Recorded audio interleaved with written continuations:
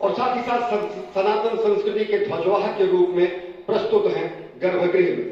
सनातन संस्कृति के संवाहक के रूप में भारत की एकात्मता के, भारत के वैभव के इस अटूट प्रदर्शन के आज दिन को पूरी दुनिया साक्षी हो रही है।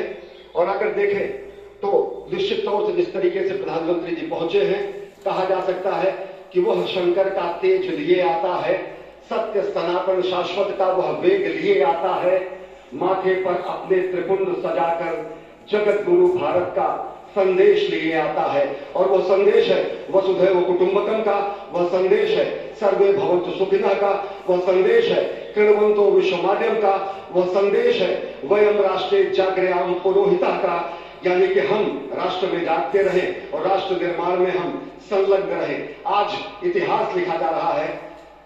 सप्तपुरियों में सर्वश्रेष्ठ भगवान श्री राम की जन्मभूमि अयोध्या में दिव्य भव्य नव्य मंदिर में प्राण प्रतिष्ठा के लिए प्रधानमंत्री संकल्प ले रहे हैं। ये संकल्प है उन हुतात्माओं के लिए, ये संकल्प है उन बलिदानियों के लिए, ये संकल्प है उन राम भक्तों के लिए, ये संकल्प है भारत भारतीयों के लिए, ये संकल्प है सनातन संस्कृति के लिए, ये भारत के जगत गुरु स्वरूप का भी संकल्प है। और आज हम साक्षी बन रहे हैं, प्रधानमंत्री साक्षी हो रहे हैं, साक्षी भाव से उपस्थित हैं श्री रामलला के बाल मूर्ति विग्रह के सामने। अजय, जिस तरह से आप ये अद्भुत दृश्य देख रहे हैं, सुनील शास्त्री जी इस वक्त प्राण प्रतिष्ठा के लिए संकल्प कराते हुए और प्रधानमंत्री एक तरह से इस प्राण प्रतिष्ठा के संकल्प के बाद जो 6 गृहस्थ हैं वो इस प्राण प्रतिष्ठा के कार्यक्रम को अपनी ओर से, जिन्होंने लगातार तपस्या की है, भूमि पर शयन किया है, बिना कोई अन्न ग्रहण किए लगातार जब से उन्होंने प्राण प्रतिष्ठा का संकल्प लिया है तब से वो 6 के 6 परिवार तपस्या कर रहे हैं। आप सभी जानते हैं कि इस वक्त प्रधानमंत्री मोदी जी पिछले 11 दिनों से तपस्यारत हैं और उन्होंने दक्षिण भारत के अलग अलग मंदिरों में जाकर के अपने इष्ट भगवान श्री राम, अपने इष्ट भगवान श्री शिव का दर्शन किया है। और शिव की बात है तो आप देख लीजिए कि जो पीछे आचार्य इस वक्त आपको दर्शन दे रहे हैं वो काशी से पधारे हैं।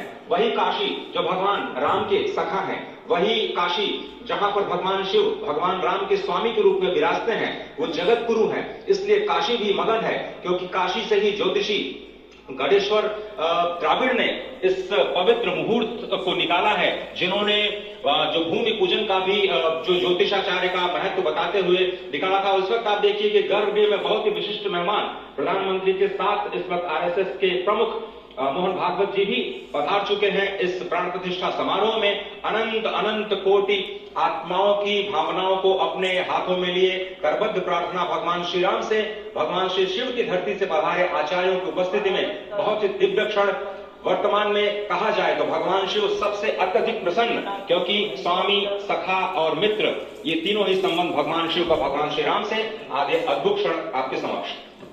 प्राण प्रतिष्ठा का समय अद्भुत क्षण, युगांतकारी क्षण, इतिहास में 16 अक्षरों में दर्ज होने वाला क्षण। उसके बाद कहा जा सकता है अरुण गान पर महाप्रगति का अब यह मंगल गान उठा है, करवट बदली अंगड़ाई ली सोया हिंदुस्तान उठा है। ये संकल्प के सिद्धि होने का दिन है, ये हमारे पुरखों से किए गए वादों का पूर्ण होने का दिन है, ये विधाता से दिए गए वचन को पूर्ण करने का दिन है, ये उस शपथ के पूरा होने का दिन है जब कहा गया कि जन जन के मन में राम रमे और प्राण प्राण में सीता है, हर हृदय की धड़कन रामायण पग पग पर बनी पुनीता है। यदि राम नहीं है श्वासों में तो प्राणों का घट रीता है। नरनाहर श्री पुरुषोत्तम का हम मंदिर भव्य बनाएंगे, सौगंध राम की खाते हैं हम मंदिर भव्य बनाएंगे। और आज सौगंध के पूरा होने का दिन है। आज विधाता Malabar presents my diamond festival. दिल की वो बातें जो हम बोलते हैं, शेप का डायमंड बोलता है।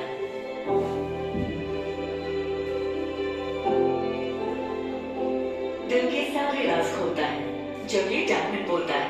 दिल की ऐसी बातों को डायमंड से बोलता।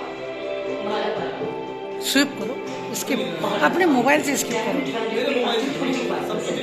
During my diamond festival. ये मोबाइल से ही होगा।